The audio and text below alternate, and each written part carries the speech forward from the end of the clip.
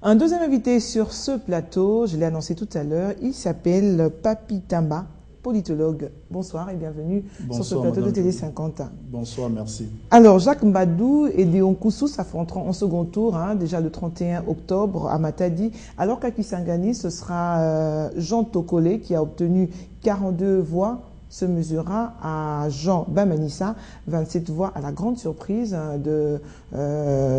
d'Arwezi qui est arrivé en troisième position. Est-ce que c'est une surprise pour vous?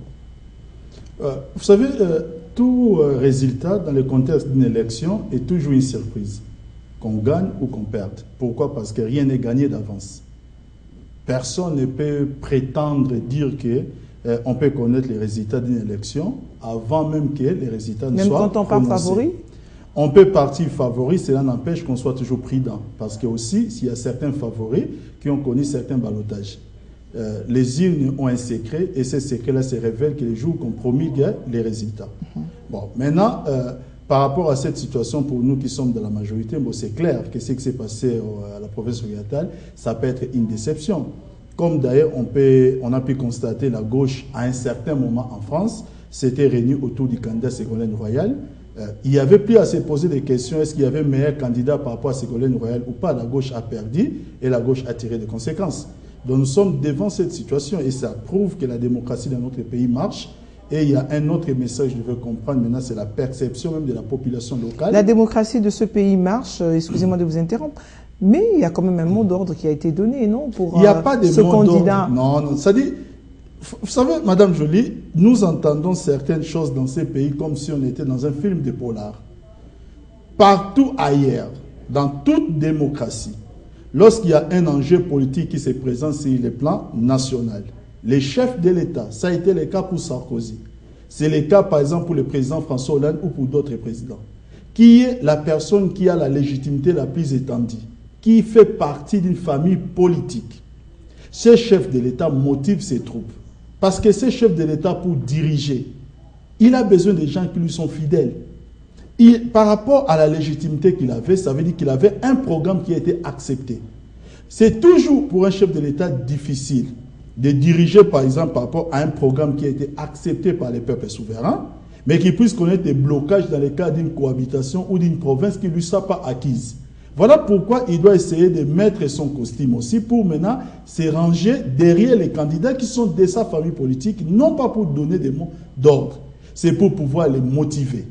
Et les faire n'est pas un mot d'ordre. Non, mais le mot d'ordre, il ne vient pas nécessairement du chef de l'État. Non, le mot d'ordre n'existe pas, même pas le chef de l'État. C'est-à-dire, lorsqu'on parle du mot d'ordre, cela annihile à l'évidence le contexte même d'une élection. Il n'y a pas de mot d'ordre possible dans une élection, dans une véritable démocratie.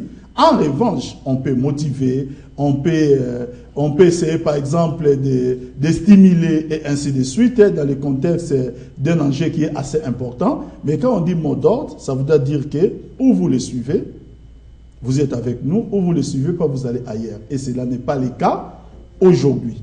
Aujourd'hui, les députés provinciaux sont toujours restés dans la majorité présidentielle, même ceux qui n'ont pas voté nos candidats. Déjà, on a parlé il y a quelque temps d'une majorité silencieuse existant dans la majorité présidentielle. Aujourd'hui, nous assistons à une défaite, entre guillemets, assez criante pour les candidats de la majorité présidentielle. Qu'en pensez-vous? Non, il n'y a pas de défaite criante. Vous m'avez posé la question, par exemple, en ce qui concerne les cas de Darwezi. Mais il faut aussi parler du Bas-Congo. Ne perdons pas de vue que cette province a une certaine réputation. Oui, mais Jacques Mbadou est en avant-plan par rapport à Déon Koussou. Mais Jacques Mbadou est du PPRD. C'est un problème oui, au sein mais de la famille. Il est affiché comme candidat indépendant. Il est affiché comme candidat indépendant. N'empêche que les gens qui l'ont voté n'ignorent pas qu'il est du PPRD. Aujourd'hui, c'est un problème interne au niveau même d'une famille politique où nous constatons... Mais qui était le candidat de la majorité? Les candidats de la majorité, c'était Déon Koussou. Justement, voilà pourquoi je dis... Mais c'est ça que je suis en train de vous dire, qu'en état indépendant, cela n'empêche pas qu'ils soient toujours les candidats, et plutôt qu'ils soient toujours membres du PPRD. Je n'ai pas vu une quelconque démission du parti de Jacques Mbadou. Et je ne pense pas qu'il avait un discours de l'opposition. Je ne le pense pas. Maintenant, nous sommes devant une situation... Au moins maintenant, j'interpellerai la sagesse, par exemple, des autorités qui dirigent la majorité présidentielle. Si je veux interpeller, serait-il utile que nous allons les 31 par exemple, opposer Jacques Mbad et Deon Koussou, qui sont des frères d'une même famille politique, ou faudrait-il aujourd'hui que l'un se désiste au profit de l'autre, en regardant la personne qui a le plus de chances? À cette question, quelle est votre réponse? Moi, je serais dit que j'interpellerais cette sagesse-là. Maintenant, moi, je n'ai pas vous interpellerez la sagesse. Je demanderai. Je n'ai pas qualité de décider de la majorité présidentielle. Non, mais justement, je dis, vous, en tant que Papi Tamba, oui. Quelle serait votre réponse à la question que vous êtes en train de poser? À la réponse que je suis en train de poser aujourd'hui, je demanderai à la personne qui aurait plus de chances, c'est-à-dire des gens qui ont les pouvoirs d'appréciation, qui ont des éléments que moi je n'ai pas forcément, qui puissent au moins décider pour essayer, je pourrais un peu dire, de conscientiser les deux candidats, pour se dire que, bon, écoutez, les premiers tours, oui, c'était les premiers tours. Maintenant, au deuxième tour, considérez que vous êtes frères, essayez de revoir un certain nombre de choses, que celui qui a plus de chances se désiste pour l'autre.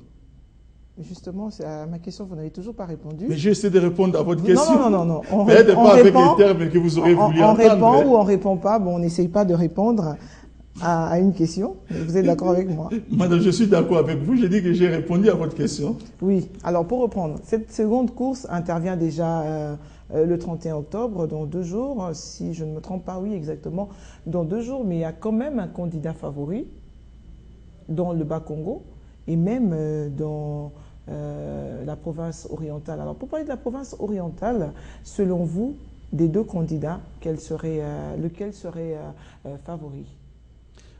C'est-à-dire, aujourd'hui, je vais vous parler très sincèrement. Je ne pourrais pas parler d'un candidat favori pour la simple et bonne raison, c'est que des éléments d'appréciation qui peuvent faire qu'un candidat soit favori m'échappent. Je n'ai pas honte de reconnaître cette ignorance sur un plateau de télévision. Même politologue. Je n'ai pas... Ces éléments m'échappent. Parce que vous savez, cette élection a une autre leçon à tirer. Laquelle? La leçon que nous devons tirer, c'est qu'aujourd'hui, la base a des revendications et la base ne veut pas de rupture avec le pouvoir central, mais la base veut voir les choses chez elle et aussi diriger selon qu'elle l'entend. Et ça, c'est quelque chose que nous devons comprendre. C'est même ça, et bien entendu, la définition de la décentralisation. C'est-à-dire, c'est le deuxième message que nous recevons. On a reçu un tel message pendant la campagne présidentielle, aux élections présidentielles passées.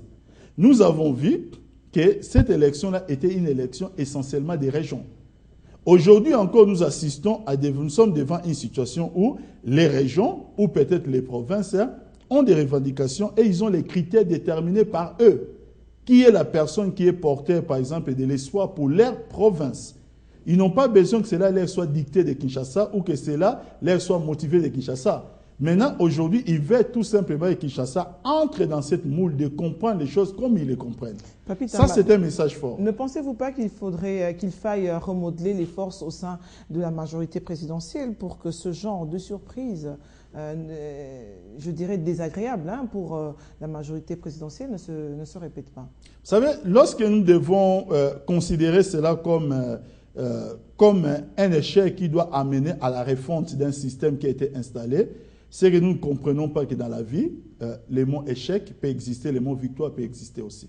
Oui, mais nous devons tout simplement... Suite à un échec, on remodèle les choses. Suite à une victoire, on continue... Je ne considère pas que ce soit un échec. Je parle beaucoup plus de la province du Bas-Congo parce que j'y ai été, je suis rentré hier soir.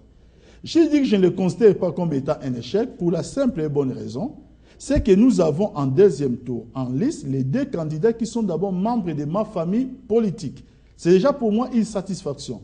C'était un grand désaveu à cette opposition qui nous avait prêché pendant un certain temps que la province du Bas-Congo était acquise à l'opposition.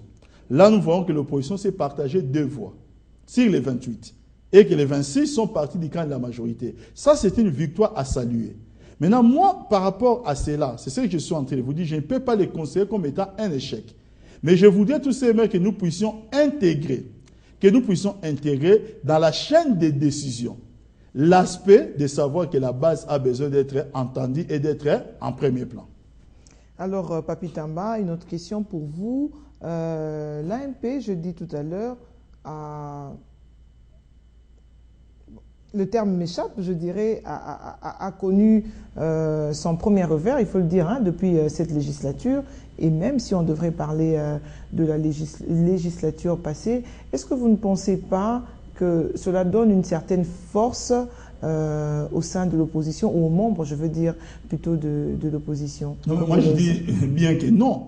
Je suis en train de dire ceci. Comme le précédent invité que nous avions, c'est que je suis en train de dire... Excusez-moi, je continue oui, mon argument. Comme le précédent invité que nous avions juste avant vous, qui disait que c'était des signes qui ne trompaient pas. Des signes qui ne trompent pas, c'est le signe de voir cette opposition qui a pensé qu'une promesse lui était acquise et que la promesse aujourd'hui vient de démontrer clairement qu'elle est acquise au pouvoir. Je pense que c'est comme cela. Pour la province orientale. Mais pour la province orientale, nous sommes encore là en course dans une certaine mesure. On peut bien parler d'un dissident comme on essaie de le présenter. Non, il s'avère que celui qu'on présente comme étant un dissident n'a pas encore fait d'autre choix. Peut-être c'est quelqu'un qui a seulement d'autres sentiments pendant un certain temps. Mais encore là, nous voyons que nous sommes encore dans un contexte où le pouvoir ou la majorité présidentielle est encore présente. Alors que l'opposition devait à ces jours, je pense, commencer à se poser des vraies questions.